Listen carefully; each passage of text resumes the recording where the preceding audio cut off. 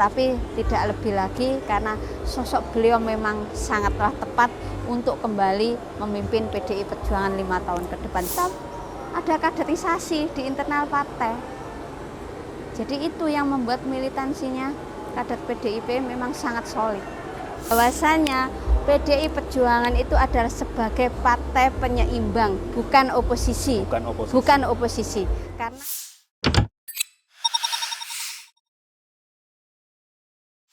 yang pertama, selamat Mbak atas Kongres PDI yang telah sukses dilaksanakan di Bali.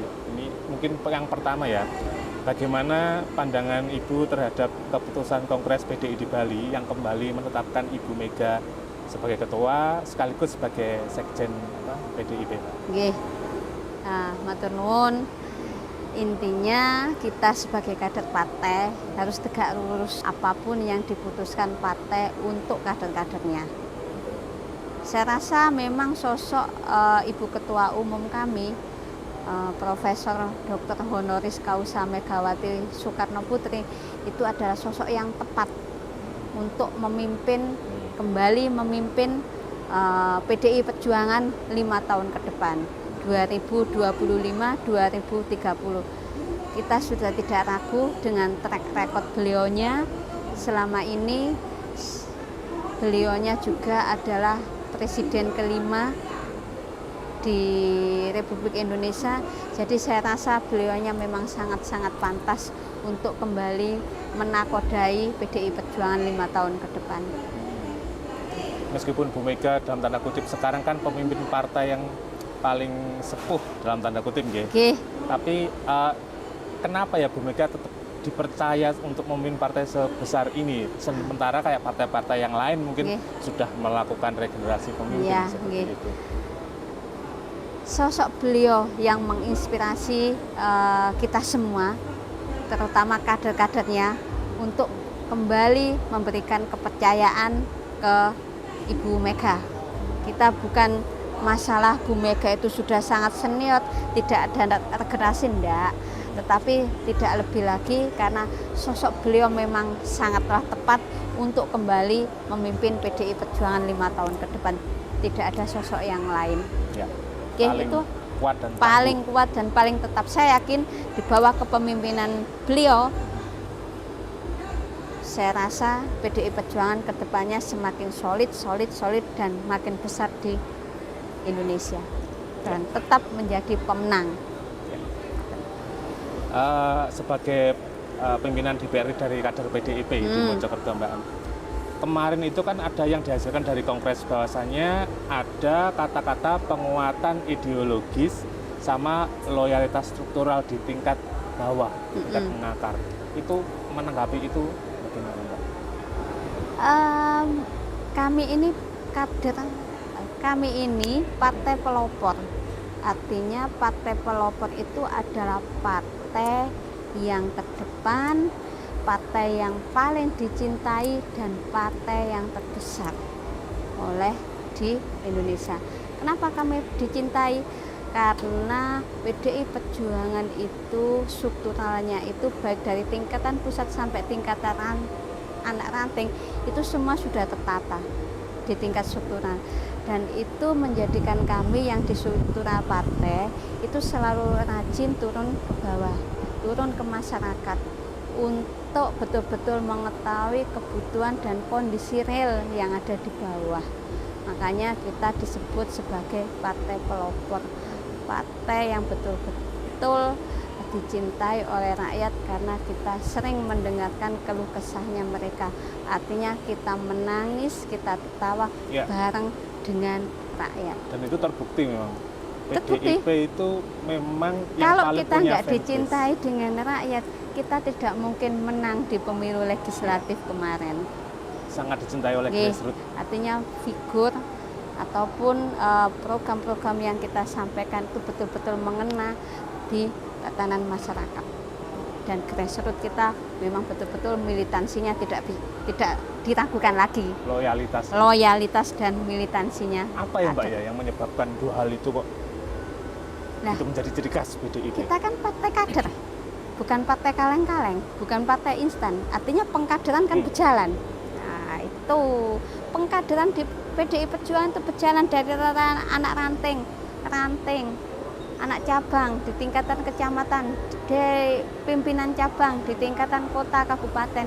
Itu kita ada kaderisasi di internal partai. Jadi itu yang membuat militansinya kader PDIP memang sangat solid. Istimewanya lagi, ada 10 nama dari Jawa Timur yang masuk ke struktural partai. Ada, DPP? Ya, ada Okay. Bu Risma, ada Bu Putih, ya, ada Bu Sada Restuwati, nah itu masuk. Memang Jawa Timur itu memang salah satu basis suara PDI Perjuangan terbesar di Indonesia setelah Jawa Tengah itu. Jadi kita sudah membuktikan bahwa setelah Jateng itu adalah Jatim untuk suara besar PDI Perjuangan. Secara elektoral berarti Jawa Timur memang basisnya PDI Perjuangan, gitu.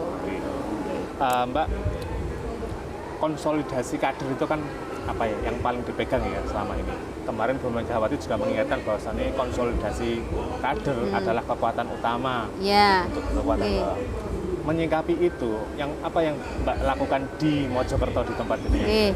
Jadi konsolidasi kader yang untuk di internal kami di PDI Perjuangan itu memang rutin kita lakukan. Bahwasanya tadi saya sebutkan di awal, kita bukan partai kaleng-kaleng yang instan, tapi kita adalah partai yang berbasis dengan kader itu. Jadi kita melakukan secara rutin konsolidasi kader dalam berbagai kegiatan, dan kaderisasi di kita itu tetap jalan, tetap kita jalankan sesuai dengan ADART yang diberikan oleh Dewan Pimpinan Pusat sebagai acuan kita dalam melaksanakan konsolidasi kader. Artinya jika ada kader di dalam satu tingkatan yang terhalang atau apa, kita segera mengganti. Itu salah satunya seperti itu. Jadi kaderisasinya harus tetap berjalan, tidak stagnan kalau di PDI Perjuangan itu. Seperti itu.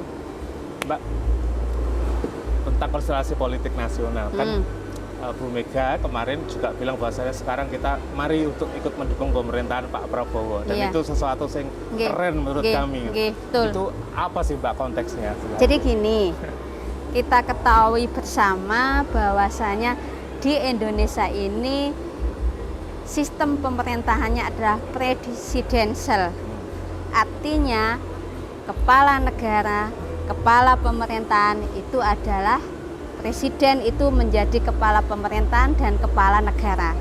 Dan di sistem pemerintahan presidensial itu tidak ada oposisi atau koalisi. Itu tanda kutipnya di situ. Itu makanya disampaikan oleh Ibu Ketua Umum kami bahwasanya PDI Perjuangan itu adalah sebagai partai penyeimbang, bukan oposisi. Bukan oposisi. Karena sistem pemerintahan kita bukan sistem pemerintahan parlementer. Beda nek parlementer ada oposisi, koalisi. Kita presidensial. Artinya jadi kita itu sebagai penyeimbang yang mana kita tetap sebagai partai ideologis, tetap kita sebagai mengawasi jalannya pemerintahan di segala tingkatan, bahwasanya pemerintahan yang sedang berjalan ini betul-betul menegakkan konstitusi dan juga memahami apa yang diperlukan oleh rakyatnya. Berarti PDI akan tetap sebagai ini ya, penyeimbang. Selain itu kan kita tahu yang paling bisa mengkontra pemerintah itu hanya PDI yang berani bilang. Betul. Kan, takut saya. Ya suatu pemerintahan kan harus ada seperti itu. Ya, kalau nggak ada yang pihak yang seperti penyeimbang ataupun yang partner.